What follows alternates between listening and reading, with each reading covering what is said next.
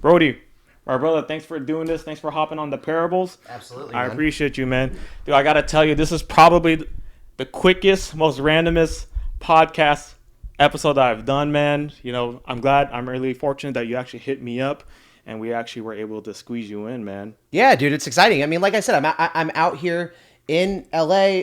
I'm staying in OC, but just knocking out a ton of press appearances. I haven't had as much of a chance to travel this year as I usually like to. So I wanted to knock them out, and I saw Mikey Taylor, saw Ollie's Monty on here, both good friends of mine. So I figured it would be a good spot to stop by. Yeah, dude. And you know what? I actually love what you're doing, man. Like, I'm not going to lie. I didn't have a huge background or insight on exactly who you are and what you're doing. And when I actually was able to just take a glance at it, I actually love everything you're doing, man. Because I'm pretty selective on who I pick here. I really have a mission behind this podcast. It's not really just to interview some really cool people. You know what I mean? Like, totally. I really love your message, what you're trying to do. I know you have a pretty extensive story as well. And, the impact you're making, man, this is what this podcast is all about, really. So let's kind of walk through, because I like to get a glimpse of kind of who you are. My goal is for really kind of like the audience to see, feel as if they're sitting here with us, chatting, with us. You know what I mean? Totally. Let's talk about kind of like your story and kind of what's leading up to everything that you're doing today, because, dude, you're doing a lot of great stuff, man. Yeah, so there's a ton to unpack here. Feel free to stop me at any point. We'll go deeper where we need to. Yeah. But the high level view, I'm a husband, I'm a father, I'm a 25-year-old serial entrepreneur, recovering alcoholic, recovering addict.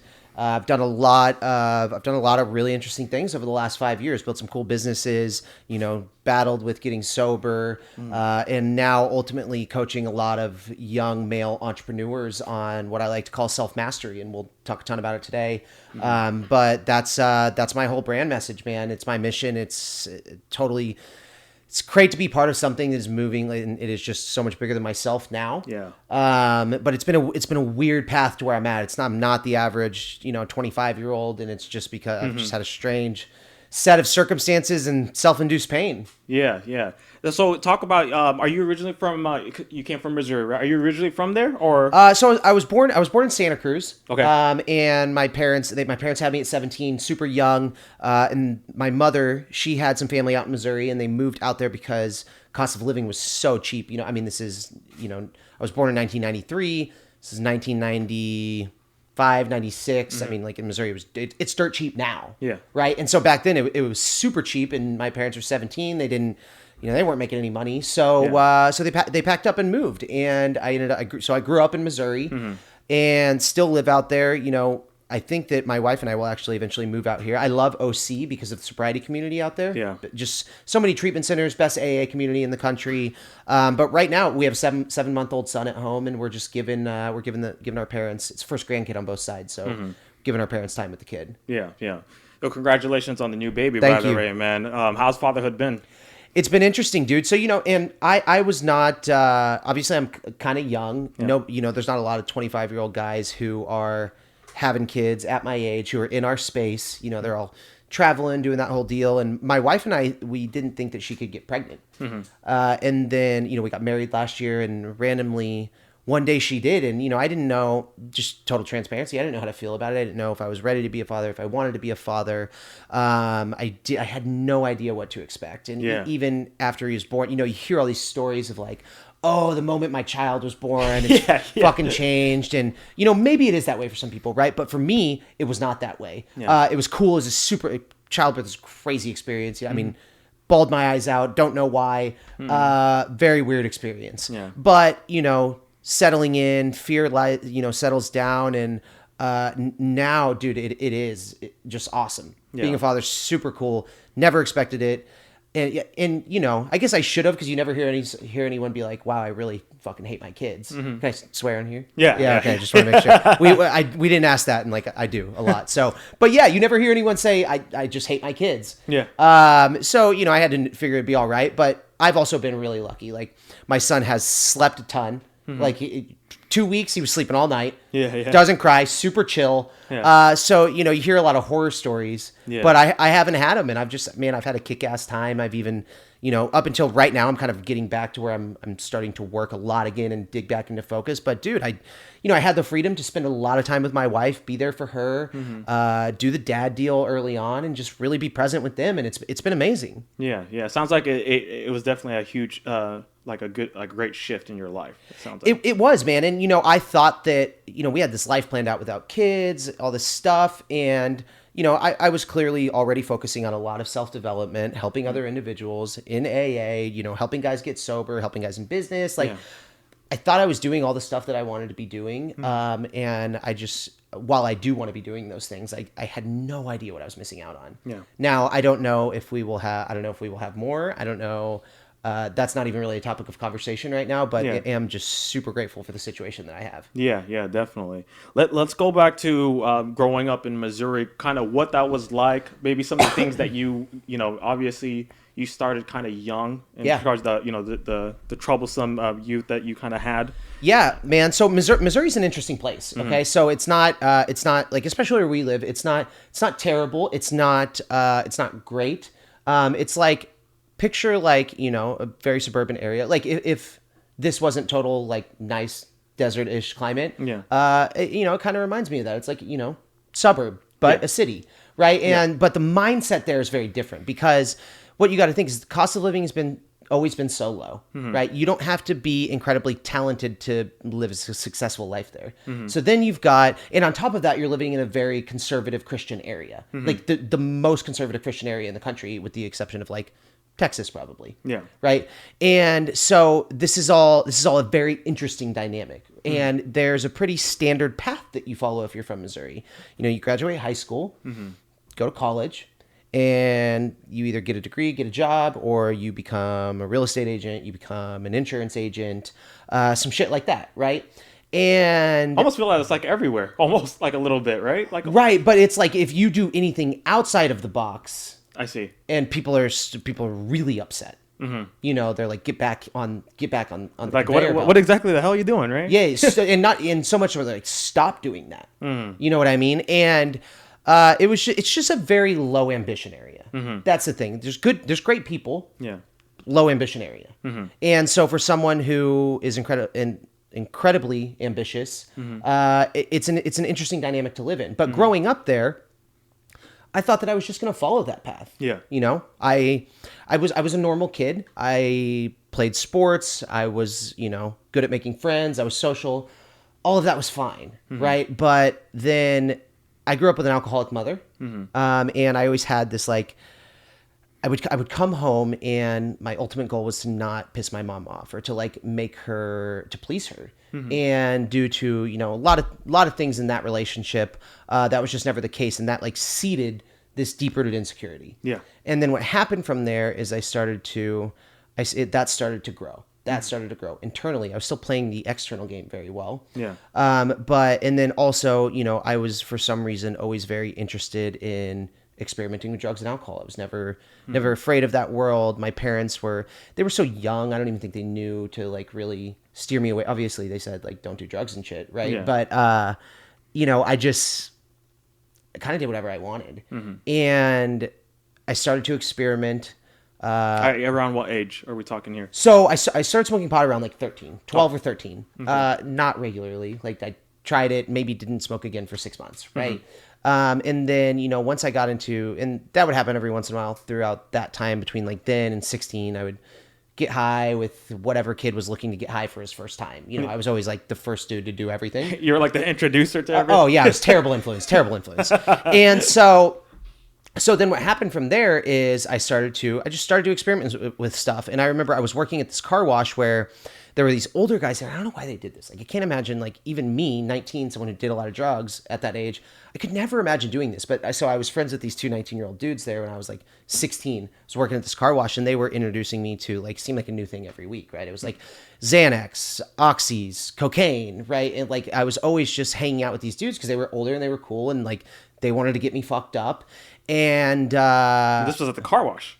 This is what the car wash. This is why we'd be fucked up at work. And, And so like I thought it was cool then, and I mean at some capacity, like in my head it was, right? Yeah. And that was still just recreational, you know. It was here and there. They'd get me fucked up at work. I still totally laid off and focused on baseball during baseball season. But then when I chose not to play baseball and go to college, well, I guess let me dial that back. Like I started drinking a lot my senior year, like, you know, anyone does, going to parties and shit. And it was like, looking back now, it's like, oh, those are total indications that I was going to be an alcoholic. Cause I was a blackout drinker from day one. Blacked out I mean, 95% of the time. Oh, like all or nothing. Like when you drink. Always. And so, you know, if you look at my life, that's how I do everything. It totally translates to that. Yeah. But you know, looking back, I could have seen that I was going to be an alcoholic, but I didn't realize that then. So chose not to play baseball in college. And I went to the University of Missouri, which is a big school, party school, joined the fraternity, and did that type of, you know, lived that life. Things were still fine. I was partying a lot, but you know, then sophomore year rolls around. I'm 20. Then I'm really going hard, like 7 days a week. I'm like drinking and doing blow Monday through Friday. Wow. And then, so my body would be pretty destroyed by that time. You know, I'm not sleeping at all. Wasn't really eating. And then Saturday, Sunday, I would take Xanax and I would just sleep and my body would recover. Yeah. And I ran that cycle for a couple of years, 18 months maybe. And the year that I was 21, things started, you know, just my body started to shut down. The progression that most alcoholics and addicts take over 20 years, 25 years, I did in 5. So like I was basically dead at 21. I was overdosing all the time, weekly basis, then a couple times a week. And then I had a really, really bad week. And finally I reached a point of desperation. It was very clear that I was going to die. It was a miracle that I had not died yet. And because I had, you know, I have friends now who I ran with back then who were not as bad as I was, who have since passed away. And, you know, I'm not exactly sure why that is. Why I made it out, but it led me to a lot of who I am today. But kind of woke you up, it sounds like. Well, yeah. And just looking back now, like I should have been dead so many times. Like, and I'm not a religious individual. I'm not like, you know, even like everything happens for a reason. There is some reason that like I survived though. Yeah. And like I own that mindset. I don't talk about that often. So, you know, podcasts always bring out different stuff. Yeah. But you know, I reached a point of desperation where I had nowhere else to go, man. I didn't have any place to live. My parents wouldn't take me in. I'd already, you know, burned every relationship in my life, but my parents, you know, so grateful to my dad and my stepmother. They were like willing to support me in going to rehab, you know, pick me up from the hospital. You know, so what happened is I overdosed 3 days in a row. And then that third day I said, okay, you know what? I'm going to go to rehab. Cause there was a guy at the hospital and he said, dude, like it's a miracle you didn't die last night. He said, I saw you the day before. You should have died then. And he's like, you have to go to rehab or like you'll be dead the next week. And just certainly. And so you woke up and this was a voluntary choice. Like you. Yeah. Voluntary choice. Okay. You know, I'm lucky enough to never have gotten in any trouble with the law, anything. Like I was just so bad that I really was going to die. Yeah. And so I went to rehab and there gained some clarity. I read 15, 16 personal development books there. And then I had all this energy, right? I started to get clarity, gain some confidence. Every day that I wasn't drinking, I gained a little bit of momentum. I gained a little bit of confidence. And so, you know, the way that I was having this conversation the other day and I put it like, there was always this fire inside me to do something. But, you know, growing up, I think, you know, in a low ambition area, my alcoholism, my drug addiction, my parents, my, you know, me going to college and trying to fit in and take that path. It was all like putting this fire out. But there's still like this little ember there. Right. And then so when I got sober every day, this thing started to get a little hotter. Right. Then like flame catches. And so then this thing grew and it grew and it grew and it grew. And I had all this energy that was misplaced. I didn't know what to do. But, you know, you fast forward, I get out of rehab. I'm totally unemployable. Nobody wants this. I dropped out of college to go to rehab. And nobody wants this college dropout drug addict. Right. And so I had a buddy who was in real estate and he said, you know, there's a super low barrier to entry. All you got to do is take a class and pass a test. You could get into real estate. Yeah. And so I did that, man. I did that, and I took off quickly with that same fire and energy. I applied it there.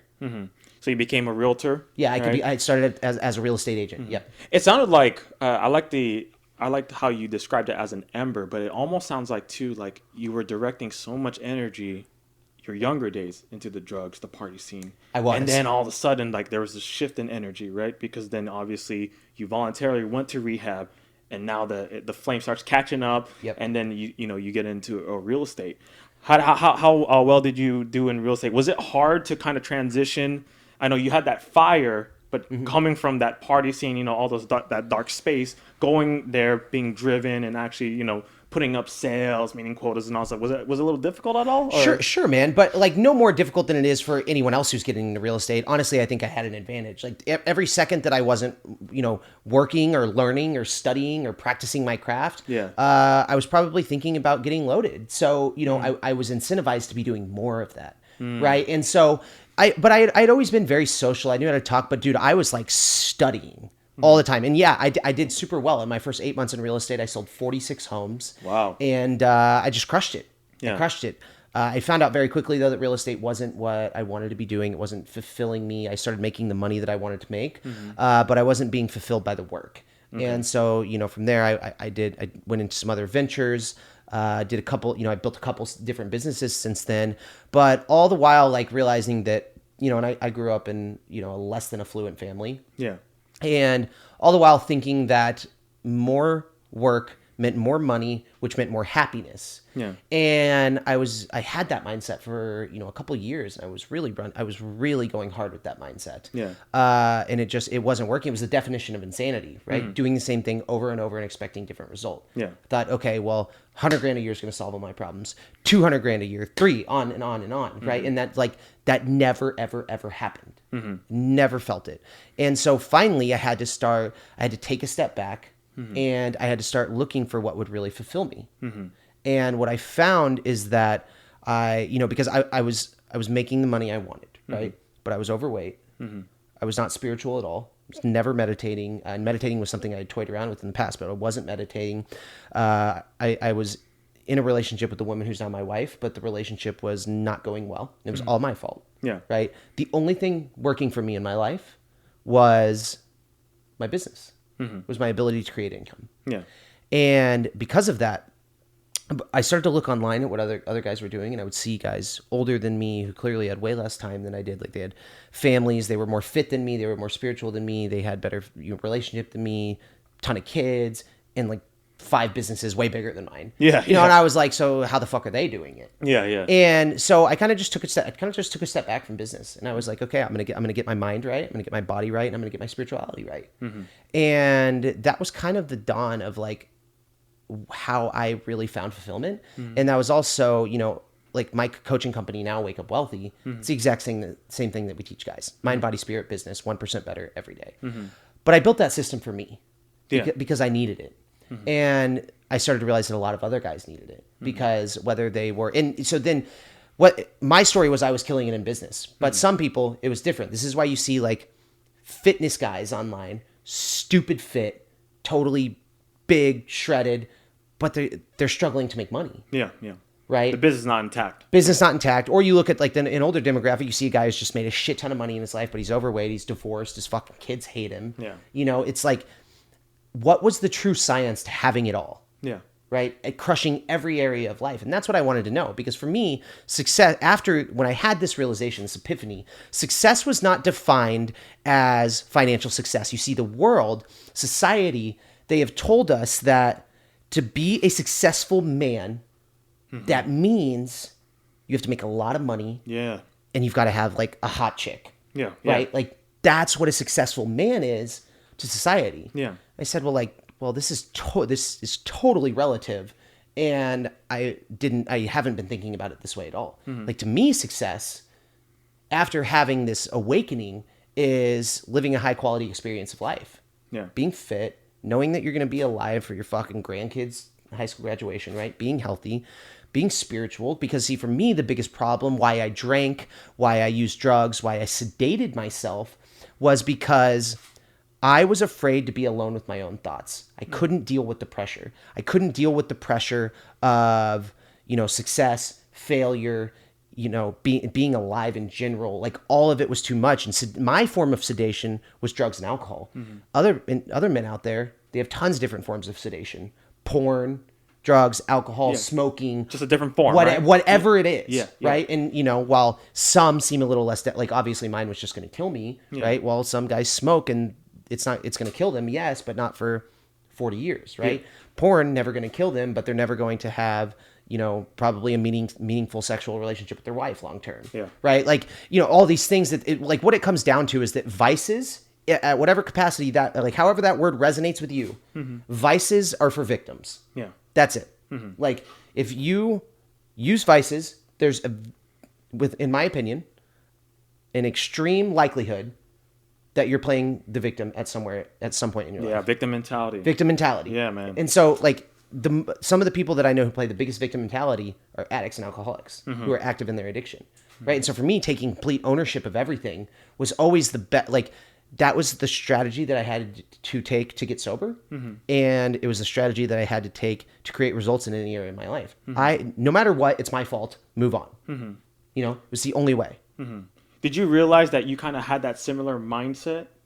As far as like like you said with the alcohol addiction stuff, you were playing technically the victim mentality, and then when you came to this realization and you felt like you weren't fulfilled, do you feel like you kind of had that same mentality when you finally like realized it? I did, and see the thing about addiction and like my addict behavior and my character defects is that like I'm constantly working to keep those things down, right? I'm never going to eradicate them. My ego is always going to pop up in certain situations, right? And so, like, I'm always going to try to play the victim because guess what? I'm a fucking alcoholic. Like, I'm going to try to do it, right? And that is what I was doing there, right? I was saying I'm working 80, 90 hours a week so that I can, in the situation with in my relationship at the time, right?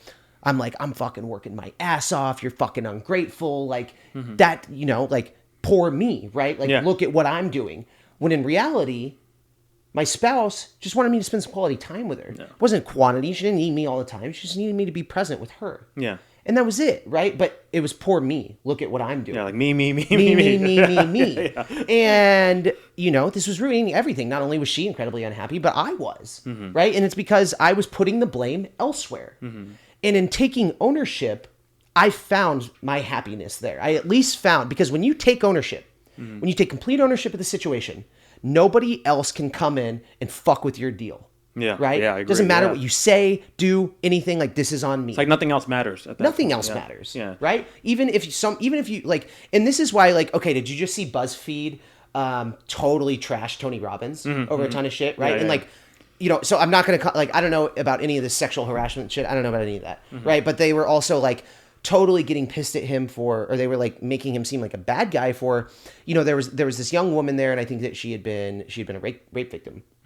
And so Tony's a very intense dude, right? And he was like, he needed her to adopt the mindset that he's like, this is your fault, right? He goes, have you ever considered that? Yeah. That's your fault. And everyone was attacking him. And clearly Tony Robbins did not think like, hey, this is your fault, you got raped, right? He doesn't think that. Yeah. But if she owns that mindset, if she takes ownership of the situation, it no longer has power over her. Yeah. Right? If she claims the ownership, she claims her power and she can move on with her life. Yeah. But until she does that, the situation, the past, the memory, the pain, it all has power over her. And when something has power over you, you're fucked. And it's going to stay with her. Yeah. It's going to stay. It's going to linger. Yeah. Maybe she can suppress it for a little while, but then pop back up. Yeah. Can you describe to me, because I feel like a lot of people kind of don't go through that journey that you did, right? Where they kind of realize they awaken, right? They don't have that realization. Was it just that you weren't feeling fulfilled, or like describe to me how you were able to, make that blueprint of the wake up wealthy? So really, for yourself, the moment comes down to the same way that I got sober. It was desperation, right? I was done feeling like shit, having my spouse, who I knew I loved, who I knew I wanted to be with forever. I mean, my wife's amazing, it's why I married her. Yeah. But having her hate me, having me be unhappy with the relationship, me getting back to the point where I was playing victim, like, it was out of a point of desperation that I then became willing to do whatever it took to not be there anymore. Same way I did with drinking. It was a willingness, right? And then the path that I laid out, man, that was a ton of trial and error. But what I found is everything that I've learned, I really have learned in AA. So they have this cliche saying of one day at a time in AA. And I've really always lived by that, because if I ask you, can you go all in for the next 365 days, right? Can you go all in? You can't tell me yes with complete integrity, right? Your dog may die, so girlfriend may get pissed at you, you may lose your job, right? You're lying to yourself, basically. You would be lying to yourself, right? You would be lying to yourself. But if I ask you, can you go all in today? It's like, fuck yeah. Like, just till the end of the day, all I have to do is give it my all. Like, I can totally do that. And so I've lived that mindset in business, right? And then because that's, even at the time, that's what I was living in business. It's how I stay sober. It's how I was achieving in business. There was a time for intention and planning and setting goals to reverse engineer daily activities. But really all I ever do is I just fucking go hard for today. I'm not flashy. I'm just going to go as hard as I can on this day. And it's always today. Like, tomorrow never comes. Yesterday's never real. Like, you know what I'm saying? Like, you're always in the present. And so the sooner that you start to understand that and behave that way, the sooner you can create massive results, because massive results aren't created by thinking about the massive results and only focusing on that. It's by small, consistent actions compounding. Over and over and over. Baby steps. I like to call them baby steps. Yeah. And so like the book, The Compound Effect by Darren Hardy, like really planted this into my mind, because I'm like, not only is one day at a time a great way for me to stay happy and achieve, but like these things are growing. It's compound interest. Right. And so that was huge for me. And that's kind of how I developed the path. It was really just AA that I spun and applied to my life as far as achievement. And then, so like on my leg, I have Kaizen tattooed right here. You familiar with that principle, that philosophy? No, a little bit actually. So it's a Japanese philosophy. They use it in business. They use it in life. It's just continuous improvement. 1% better every day. I thought, dude, I can do that. Right. And so now what we teach is, and we give guys systems and we bring them back down to the solution, and we deal with their egos and deal with the sedation and all the shit that I'm talking about. But at the core of it, it's like, stop making excuses, take ownership, and get 1% better today in those fucking areas. Those 4 areas. If you get better in those, you can do it. But I love how you brought up lying to yourself. Like, we're all so good at lying to ourselves, right? And we don't even realize when we're doing it. We don't even realize when we're doing it. Like a guy that I look up to, a big mentor of mine, like he really told his guys, stop fucking lying. That was the core premise of his coaching program. And then so he was like taking it to the extreme, and he would go to the store, people would be like, how's your day been? And he'd be like, great, just fucking masturbated 2 hours ago. Right. And so this brutal honesty. I love it. This is so extreme, but he's like, I'm not going to lie. Right? I'm not going to lie. And if you do not lie, you take ownership of the situation and you fucking win, man. Like, you always win. But so many people, they lie. They lie to themselves about where they're at. They're doing better than they actually are. They're not getting clear on the facts of the situation. Well, the more you lie, it's not, if you're going to just keep on lying, you're just going to develop terrible habit. You know what I mean? Right, because you're gonna be, and then what happens? You want to lie to yourself so that you feel a little bit better, but then what happens is you don't get the result, and then your your self-worth was attached to that result. So then now your confidence is fucked. Right? But we don't think this way. We don't think past, how can I feel comfortable right now? Because it's uncomfortable knowing, oh shit, I didn't do what I was supposed to do, or I got to do this thing that's hard. I have to stretch my mind or stretch my body, right? Like, that's uncomfortable. And people don't want to get uncomfortable. But guess what? It's where the growth happens. I want to ask you, from a personal standpoint, and also I feel like a lot of people struggle with this. What are some steps you think people can take to actually take ownership? Because again, people begin to lie to themselves. Maybe they're kind of blind. Maybe they're not even lying to themselves. Maybe they're just blind and they're just so, tunnel visioned. And whatever. What are some steps that you think developing such a pretty successful blueprint that people can start to realize that they need to take some ownership? Yeah, and so this is a great question. This is a question that nobody asks. Step number 1, and you're always going to hear the cliche answer of gain self-awareness, right? Self-awareness, super fucking important, right? But the thing is, we are all going to delude ourselves of the facts sometimes when it benefits us. It's your ego protecting itself, right? So what you need is a board of advisors. This is what I like to call it. You need 3 or 4 people in your life who, at no matter what, will call you on your shit, right? And then you need to be constantly, saying, this is the situation. This is what I'm going through. You need to be speaking with those people, because then they're going to fucking tell you. I spend probably 20% of my time with our 60 high-paying coaching clients saying, hey, you're fucking lying to yourself. Like, go do the work, right? Stop being a bitch. This is your fault. Yeah. It's not their fault. It's not your man. It's not your employee's fault. It's not your wife's fault. It's not fucking that guy's fault over there. Like, this is your fault. Yeah. Right. And whether they want to hear it or not, that's the thing. If you put the situation out there, they're going to be forced to take ownership, or they're going to go home and they're going to sit with it. And then eventually, after enough pain and desperation, they'll start taking the ownership. But if you don't have someone telling you that, and you're not capable of, and especially most people aren't in the beginning, and if you're not capable of showing yourself that you're not taking ownership, then you never will, right? The board of advisors is everything. It sounds like it's safe to say it's just accountability partners. Accountability, dude. Yeah. Accountability is everything. Accountability is creating the conditions for success. We all already have what we need. I'm totally fucking capable of creating income, getting fit, being spiritual, being a good husband, being a good father. You're capable of the same things. So is the next guy, and the next guy, and the next guy. But they are not setting up the right conditions. That's the thing. If you set up the right conditions for success, checks and balances, you will win. It's not hard. It's not fancy. It just takes fucking consistency. That's it. Do you think people overcomplicate the process a little bit? 1,000%. So much, dude. And like, listen, we've spent the last few years interviewing all of the highest level dudes, figuring out what works for them, reading every book, listening to every podcast, studying human behavior. And I mean, we only get success stories. Like, all of our guys get sick ass results. And we have a simple system. At its core, 1% better every day. Mind, body, spirit, business. Yeah. That's it. Yeah. You know, but they want to fucking be worrying about all this crazy shit. And it's like, just be consistent. Do you think a lot of people are kind of putting it on themselves, as in like they're overworking themselves a little bit? Well, they are, you know, so like a big thing when people come into when guys come into our program, you know, we'll start to get clear. We call it getting clear on the facts, right? Yeah. You've heard me say this a bunch. We're getting clear on the facts of the situation. It's like, okay, how much are you working? Brodie, I'm working 12 to 13 hour days. I'm like, man, that must suck, huh? They're like, yeah, I'm fucking exhausted. And, you know, we really start to dissect what they're doing, and they're working like 6. I'm like, what are you doing these other 6 hours? And they're fucking off. They're on their phone. They're, you know, talking to people they don't need to be talking to. Like, it's just, they're not being cognizant of how they're managing their time, which means that they're not being efficient, and then that means they're being overworked, and then their momentum is being killed. They're not doing things that are serving them, it sounds like. Yeah. They're not doing things that are moving the needle forward. Yeah. That's it. It's busy versus productive. Intentional versus not intentional. What is the Wake Up, your program, is it geared towards just like other business owners, or is it also geared towards people who are trying to rehabilitate? Kind of like, you know, from your... No, so we specifically work with male entrepreneurs under 30. We've got a couple guys who are between 30 and 35.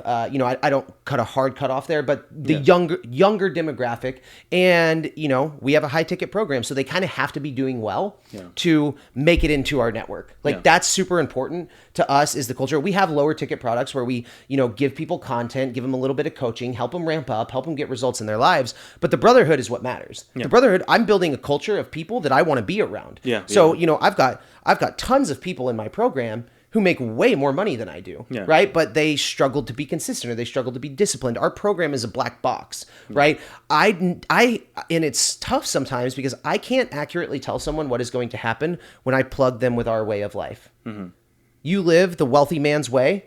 Like, I have no idea what's going to happen. We have some dudes who literally just like one of our guys lost 10 pounds. He's like, I'm the best father I've ever been. I'm totally stoic. He tattooed Wake Up Wealthy on his arm. Like, we've got like amazing stuff like that really touches my heart. And then we've got guys who are like, dude, my business grew from $5,000 a month to $100,000 a month. Jeff Seckinger, and he's all over social media now. He's blowing up his personal brand. So then we've got results like that, right? And everywhere in between those two, that spectrum. And so I have that's what the coolest thing, because when you are very picky about who comes on, there's an exclusivity piece, right? So then you have people applying, telling you why they should be part of this network. So, you know, these are all guys who are incredibly ambitious. They have a shitloads of potential, and they just need some tweaks. And they just need us to identify those tweaks and then guide them along the path. Like, I'm not here to fucking hold anyone's hand. And if they don't do the work, it's never going to happen. But if they come in, they follow our simple set of steps, who knows? Right. Dude, is it you with your program, Wake Up Wealthy, also, is that something you always wanted to do? Like, because obviously you went from real estate, and then you were doing some other business things. Now it sounds like you're kind of taking on this leadership, giving back to the community type of thing. Here's what happened. I left real estate. My first sponsor in AA was in the call center space, and I was always, super intrigued by him. Shadowed him for a while, talked to him a lot, got into the call center space, did well there. I was brokering a bunch of call center contracts, here in the U.S., call centers from the Philippines over to the U.S. companies. It was a crazy deal. Built that up good. Didn't love that either, right? Mm-hmm. Brought a ton of negativity in my life, had to walk away. Then I got into the payment processing space, giving merchant accounts to, giving companies the ability to process credit cards. Mm-hmm. Still do that, more so just leveraging my current network. Hey, meet my partners. They're amazing. If you guys want to do business together, great. Yeah. But keep in mind, this is in the time that I took a step back from business to figure out my mind, body, spirit. Yeah. And so when I figured it out, opportunities just started coming up to me all the time. Yeah. I was like, this is weird. Yeah. Right. And so I got onto social media with the initial, I've only been on Instagram for probably 18 months. Mm-hmm. I got on there with the initial intention of seeing if I could help some guys get sober. Nice. I saw it, and that was the first time I'd been exposed to this world of people putting out content, what was going on. And I was like, this is strange. Like, what the fuck are all these guys doing? Yeah. Right? Do they have business? Like, I didn't understand what was going on. And I was super intrigued. So you mean like people sharing their stories or like their vulnerability? Or people sharing their story. I was just like, what the fuck are you all doing? Yeah. It's like a reality TV up in here, right? Yeah. I didn't know what to think, but something about it was fascinating to me. And just like it is to everyone else, it's a sexy thing to do right now. And I kind of got caught up in that allure. And, but I started to, something was calling me to be doing that, right? It was like, I felt that fire again. I was like, damn, I just landed on, what seemed like a revolutionary idea at the time of like, you can actually make money and be happy, right? And be fit and be spiritual. And I was like, I fucking got this cool thing. Yeah. And kind of just started to put out some content, started to network with a lot of people because I wasn't working that much. Mm-hmm. And started to get some traction, started to grow a little bit, was putting out terrible content, just like shitty content on my phone. I did that forever. I grew 70,000 followers putting out shitty content. Doesn't sound shitty to me if you grew that many followers. But shitty looking content, I should say. Gotcha. But it was all super raw. It was super real. I was never really paying too much attention to what everybody was. I was never trying to fit in. Mm-hmm. I was just trying to tell my story, and because I thought it mattered. Mm-hmm. I still think it matters. And the next thing I knew, I remember I got connected with this dude, and he's like, "Hey, man, I'm having this event. It's for young entrepreneurs." Mm-hmm. And I was already talking to entrepreneurs. I was talking about business a little bit. I was talking about addiction, sobriety. But he's like, I think you should come out and talk on real estate, because he had known some of the stuff that I had done in real estate in my first couple of years there. And, I went out there. This was in New York, and I fell in love with the environment. Like, you get in a room with 200 people who are incredibly focused on self-development. They're eager to learn. They're ambitious. I was on stage. They were coming up to me asking questions. And that was the first time I really knew that, like, wow, this is absolutely what I want to be doing. Like, you got a taste of it, and you're just like, man, I want in on this. Yeah. I it wasn't even like, I knew. I'm like, oh, this is what I was meant to do. Yeah. Right here. Yeah. I'm here right now in it. And so it was like, how do I create more of that? And then so that was when I doubled down on the brand, doubled down on figuring out, like, and see, the thing about putting out content, and especially if you're doing it along the way and not like really preaching, is I was still trying to figure out who I was. I was really applying mind, body, spirit business, the MBSB model.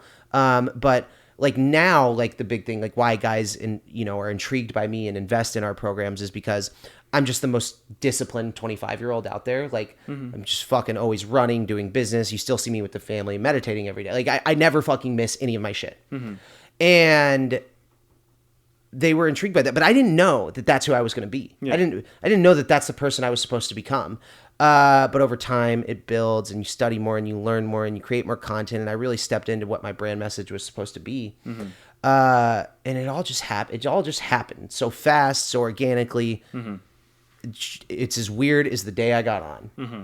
Is it important for if there's somebody that's trying to be in a position like yourself where you're trying to inspire people motivate people and make a massive impact, is it important for people to be vulnerable and tell their story, kind of like what you're doing? It absolutely is, because here's the deal: there's a million other guys out there who aren't being vulnerable, right? Yeah. Vulnerability is everything. The reason that I have grown is because I, for better or for worse, will talk about my story. Like, this is such a laid back conversation, and I love it. I love podcasts like this, but we've also had very intense podcasts where, I've had to, and I've always told people, I don't care the question, nothing's off the table. Yeah. Because someone needs to hear that. Yeah, definitely. Right? Someone needs to hear that. And it's not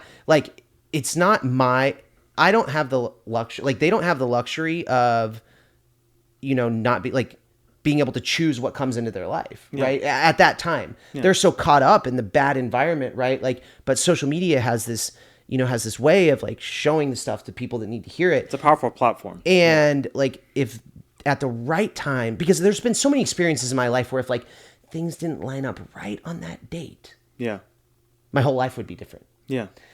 And that's why I'm vulnerable. Mm-hmm. That is the reason that I'm vulnerable, because it's happened so much in my life. Like, if I don't do it, I don't know I can't trust that anyone else will. Yeah. Yeah. Especially with the story that kind of you got, I want to talk about, because I have a firm belief that it takes one, and you just said it yourself.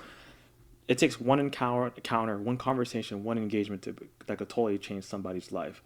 In the idea of the board of directors, what has been kind of your strategy of how you've been able to kind of surround yourself with, I guess, like-minded people, or like that network? Because I feel like there's a lot of people out there, even such as myself back then, who are afraid. They felt alone. Like, how do you reach like a higher profile person that's doing something that you want to do, or you want to be a part of that, Yeah. Well, how do you reach that person?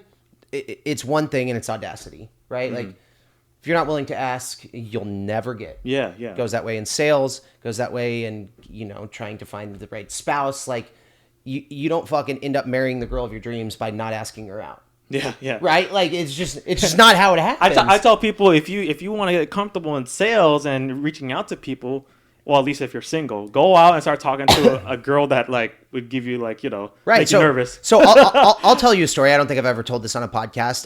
But so my wife and I met in real estate, and I'm like the opposite of every guy that my wife has ever been interested in. I'm like way too abrasive. In her eyes at the time, I was cocky. I was this young kid who was making money. Every single day I would come into the office and I would ask my wife to go to dinner with me. Mm-hmm. And every single day she would decline. And this went on for months, probably 2.5 months. Yeah. No joke. And like, people are probably like, when they hear this, like, what the fuck were you doing, dude? But every single day I asked her. There was something about her that was just awesome to me. Yeah. She was older than me. Maybe that was it. Like, she's just a kick-ass chick. And I wasn't willing to give up.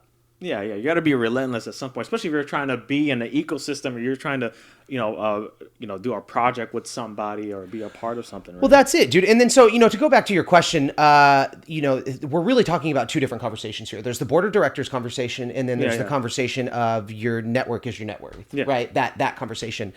So the board of directors, the only thing that I care about is that they will call me on my shit. Yeah. All that I care about is that they'll be like, Brodie, stop fucking lying. Mm-hmm. But then you get into, you want to surround yourself with people who, like, I only now want to surround myself with people who care about self-development, who are and see, I don't even care so much about the business side of things. Obviously, like, I want to connect with high-level business people, spend, this entire weekend getting coached and learning new, strategies for my business to grow my business. Mm-hmm. But really all that I care about, as far as if I'm going to be around someone, is if they're willing to push themselves past uncomfortable. Mm-hmm. If you're willing to push yourself past uncomfortable, I'm cool with you being in my circle. Yeah. Because that shows that they're driven and they're willing to get their feet dirty and put themselves in a better position to win. Just a willingness, man. I mean, like, I don't give a fuck about your fears. Like, everybody's got fears. Yeah. Fuck your fears. Yeah. You know what I mean? Like, nobody cares. Yeah. So, are you willing to do what it takes or not? Yeah. Your ambition don't care about your fears, right? No, fuck no. Marketplace doesn't care about your fears. Like, they'll fucking crush that shit every time. Yeah. Everything that you're doing now that you're in the public eye, you're speaking a lot, you're attending events. Is it everything you kind of expected?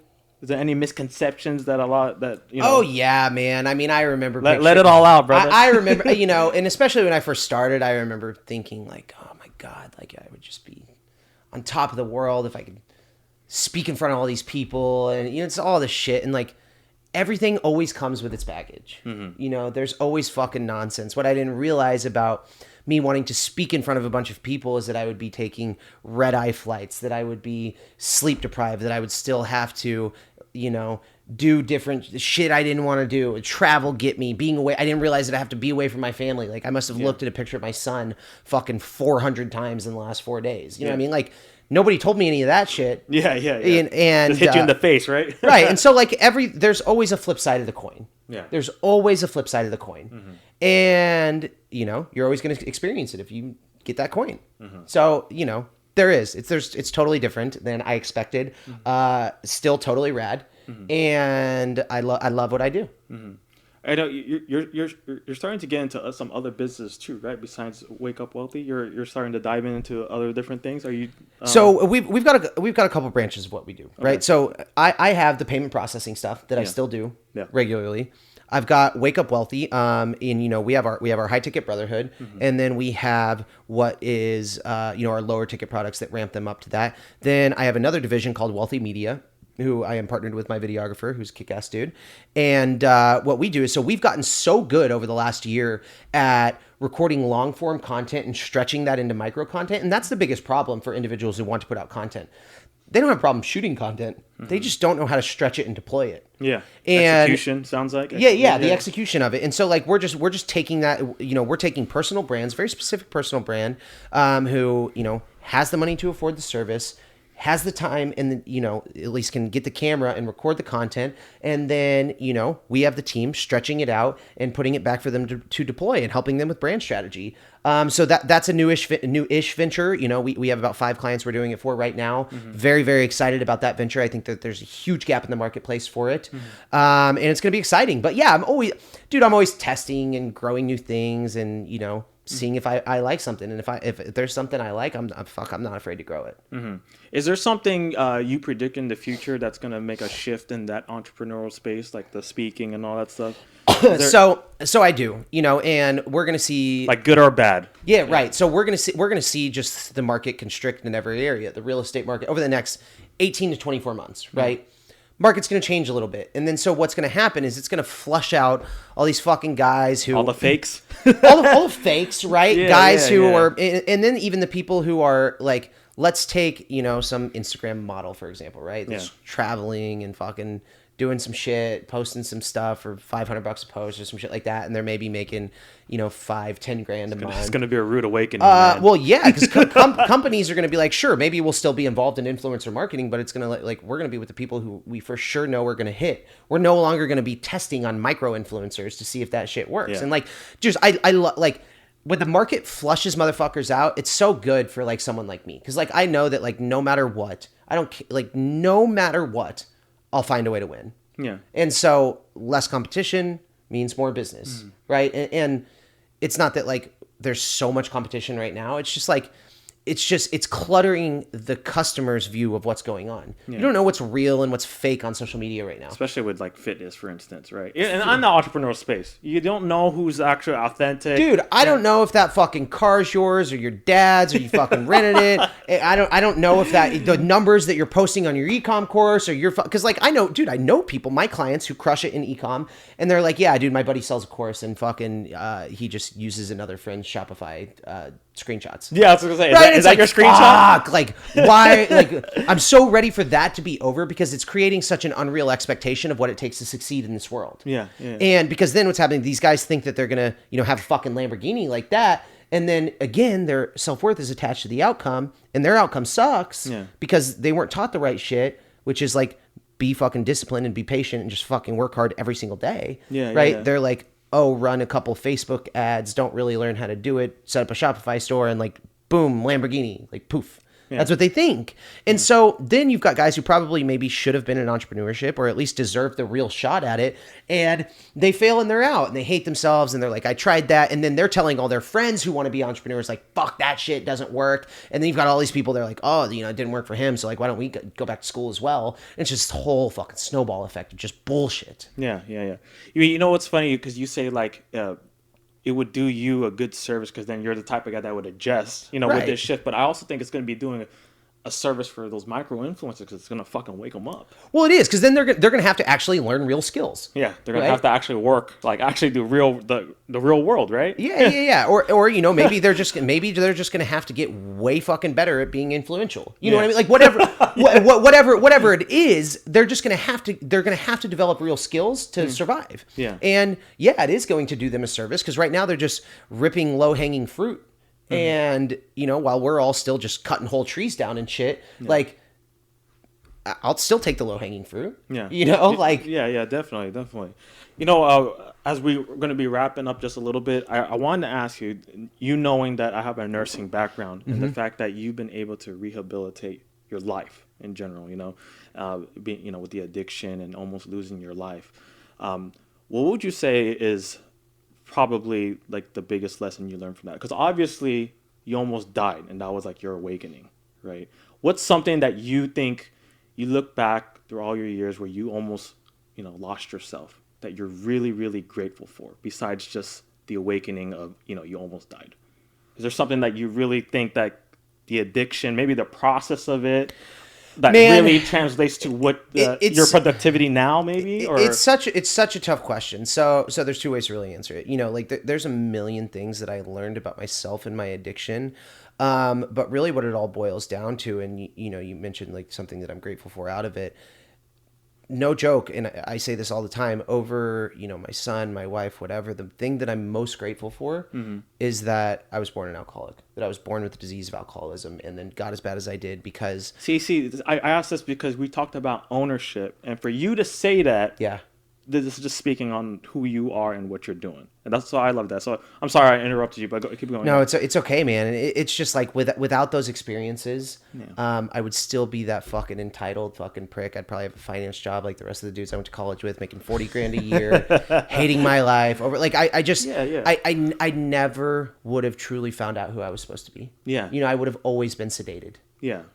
Well, it's the reason I asked that too is because there's some people who've actually been able to leverage and use their past as an opportunity and advantage. And then there's still people who hang on to it and let them like they don't let that move them forward. And obviously, clearly with you, you've let that move you forward. Well, you remember what we were talking about with the Tony Robbins situation? So I want to show up powerfully in the world. Yeah. And if I let my past, and the only way to show up powerfully in the world at max capacity is for nothing to have power over you. Mm-hmm. And if I don't own that past, if I'm not totally vulnerable with that past, if there's things about my life that I hide, they have power over me, and I can't show up in the manner that I want to. Yeah.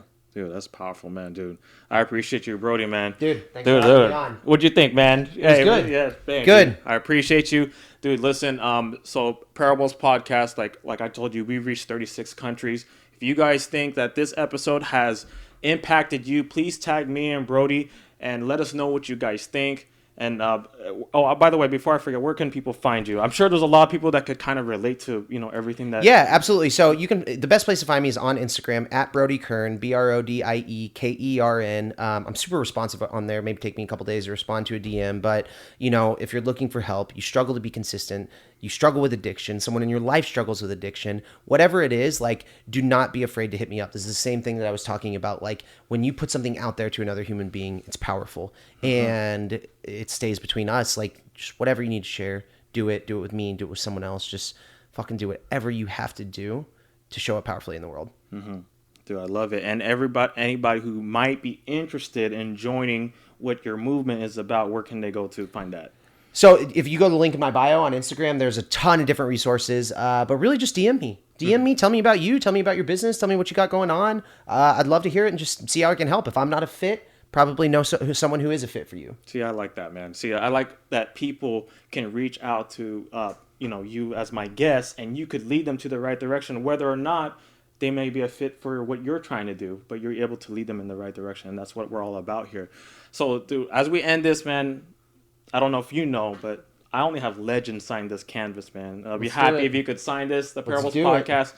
With Brodie Kern, please follow him. And don't forget to subscribe and follow. I appreciate you guys. Parables Podcast. We are out.